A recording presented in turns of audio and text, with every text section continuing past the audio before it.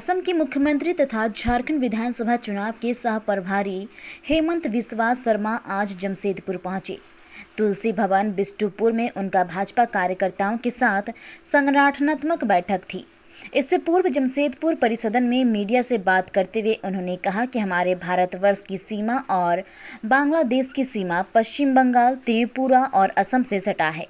उन्होंने कहा कि 20 साल पहले बांग्लादेशी घुसपैठियों की जनसंख्या संथाल परगना में 20% थी, जो अब बढ़कर 50 से 60% हो गई है और यह बहुत सारे विधानसभा क्षेत्र में फैल गया है। उन्होंने कहा कि अगर झारखंड में इसे रोका नहीं गया तो यहाँ भी असम की तरह ही स्थिति हो जाएगी। उन्होंने पश्चिम बंगाल के टीएमसी के विधायक की वीडियो के बारे में बताया कि हमने देखा है कि वह विधायक कि हम लोगों की आबादी अब 70% हो गई है, इसलिए आप लोग यह जगह खाली करें। वह विधायक मुस्लिम है। आगे सुनिए उन्होंने और क्या कुछ कहा। माननीय मुख्यमंत्री जी, एक चीज बताइए कि आप झारखंड के प्रभारी के रूप में आए हैं लोग विधानसभा चुनाव के लिए। जमशेदपुर लोकसभा चुनाव में 6 विधानसभा है, आपकी स्थिति 6 विधानसभा में खराब है। एक विधानसभा में 6 प्रत्याशी हैं, किस तरह से इसको आप मोटिवेट करेंगे? दूसरा सवाल इसी में है कि जिन लोगों को 2019 में निष्कासित किया गया है बीजेपी से, क्या उन लोगों की घर वापसी होगी? देखिए, जो हिंदू है सब ठीक है, ये हिंदू का घर है भाजपा। सबको आने दीजिए, साथ मिल के चलूंगा। कोई हमारा विपक्ष में लड़े ना लड़े, मेरा उसमें कोई शिक्षा नहीं है। तो हिंदू एकत्रित रहना चाहिए, हमारा समाज एकत्रित होना चाहिए। तो इसीलिए मैं ये सब बात में ये पार्टी मांगा है नहीं मांगा है, मैं छोटा विषय में बहुत ज़्यादा दिमाग नहीं लगाता हूँ। झारखंड का प्रजा वोट देगा, जनता वोट देगा। अगर हमारा नियत ठीक होगा हमें वोट मिलेगा। जाति कितना बड़ा मुद्दा है, जाति को लेके तो साथ में मैंने गाय बथान गया, वहाँ में मैंने देखा घुसपैठियों ने हमारा आदिवासी लोगों का जमीन कब्जा करके बैठा हुआ है। 2015 में ही कोर्ट का आदेश हुआ कि आदिवासी को जमीन लौटा दो, प्रशासन कुछ नहीं कर रहा। मेरा इतना ही निवेदन है कि राजनीति चलेगा, राजनीति रहेगा, चलेगा, सरकार आएगा जाएगा, लेकिन ये प्रदेश को बसाने का जिम्मेदारी सब पार्टियों का है। मैं हेमंत सोरेन जी से निवेदन करूंगा कि घुसपैठी का जो मुद्दा है, डेमोग्राफिक इन्वेजन का जो मुद्दा है, आप इसको नज़रअंदाज मत कीजिए।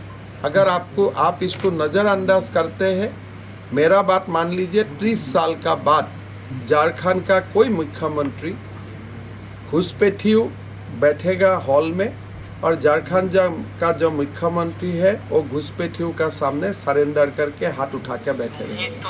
आपकी सरकार आएगी तो आप क्या करेंगे?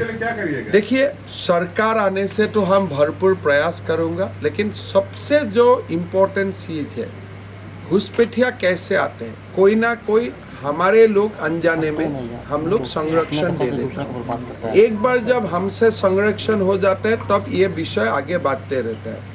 सबसे पहला है झारखंड में इस विषय का ऊपर एक कंसेंसस बनाना कि भाई ये एक डेंजरस ट्रेंड हो रहा है।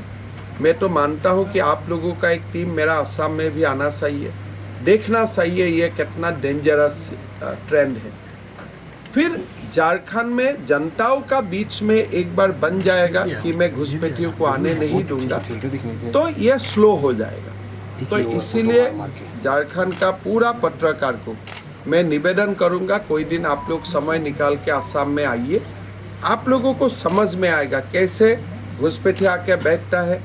फिर हिंदू गांव होता है, या तो पैसा दे के या तो गाय काट के बीच में रख देते हैं, धीरे धीरे हिंदू लोग गांव से भागना शुरू हो जाते हैं।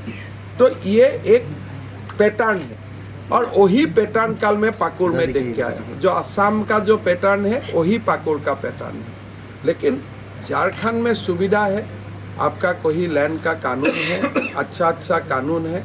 अगर आप लोग आदिवासियों का जमीन से चाहते हो तो घुसपैठियों को आप बाहर भी निकाल सकते हैं। अभी तक इसीलिए एक चीज बताइए कि आप झारखंड के प्रभारी के रूप में आए हैं लोग विधानसभा चुनाव के लिए।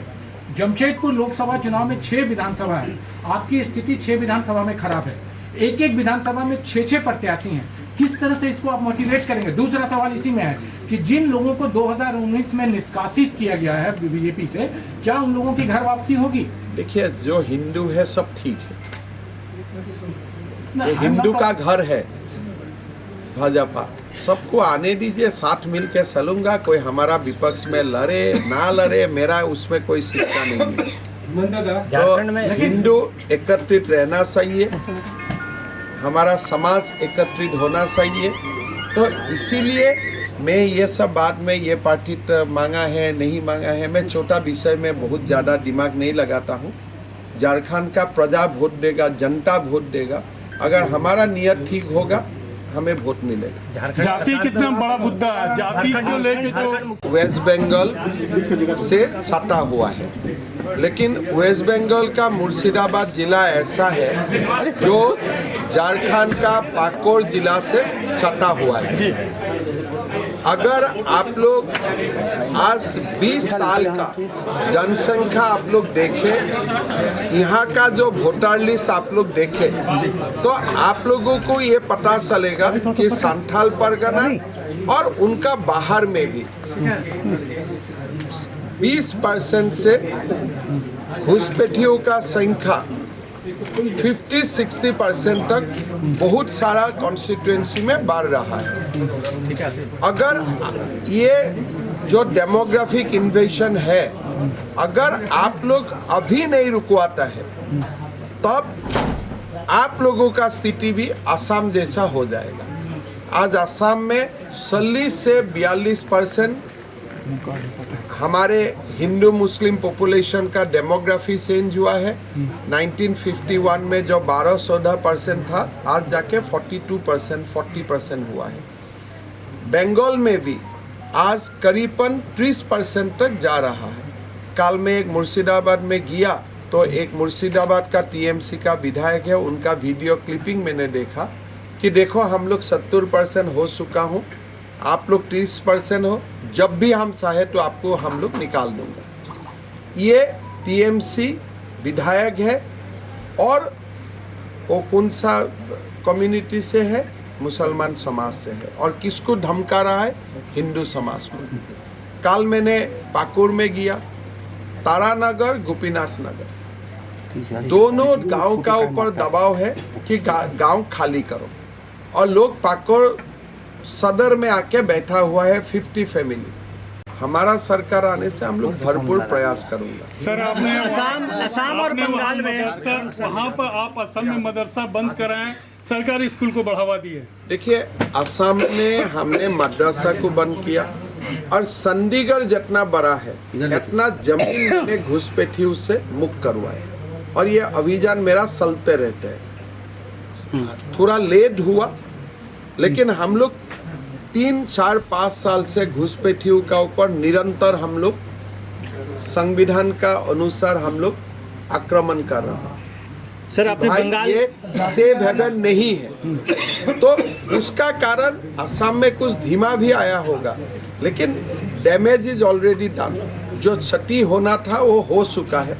कितना दिन हम लोग बच के रहता हूँ, यही एक असम में जैसे आपने बताया कि वहाँ पे संख्या काफी बड़ा है, तो बंगाल भी उसी स्थिति में है, अब झारखंड भी वैसे ही लग रहा है क्या आपको? असम नंबर 1 में है, बंगाल नंबर 2 में है, झारखंड नंबर 3 में है, और त्रिपुरा नंबर 4 में है। तो ऐसे ही घुसपैठिया का हो रहा है।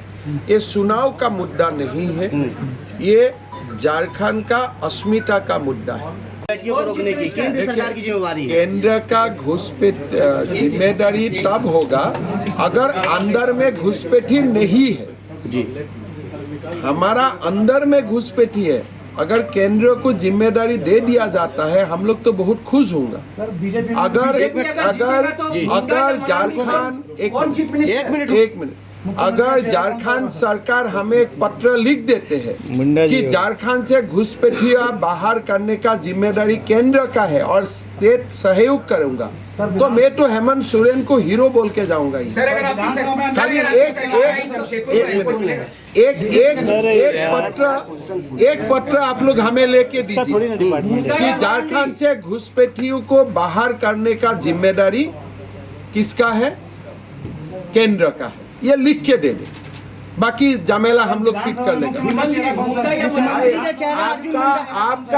आपका मुंह में घी शक्कर, कम से कम कोई लोग नहीं बोलते हैं कि बीजेपी के मुख्यमंत्री होगा, कम से कम तो आप बोल रहे हैं, आपको धन्यवाद। फिर आगे देखा बगल में बैठे मुंडा जी या मरांडी जी, सेहरा आप लोग है। देश में हिंदू मुस्लिम मुद्दा है ही, अगर हिंदू मुस्लिम मुद्दा नहीं है तो पाकिस्तान कैसे बना? तो देश का शुरुआत से ही हिंदू मुसलमान का मुद्दा बना हुआ है। अगर मैं बोलूँ वो मुद्दा नहीं है, वो झूठ बात है। कांग्रेस का मुसलमानों को वोट बैंक नहीं करते हैं। तो आप जो बोलते हैं बीजेपी हिंदू मुसलमान कर रहा है, कम से कम बीजेपी तो हिंदू मुसलमान कर रहा है, कांग्रेस तो खाली मुसलमान कर रहा है।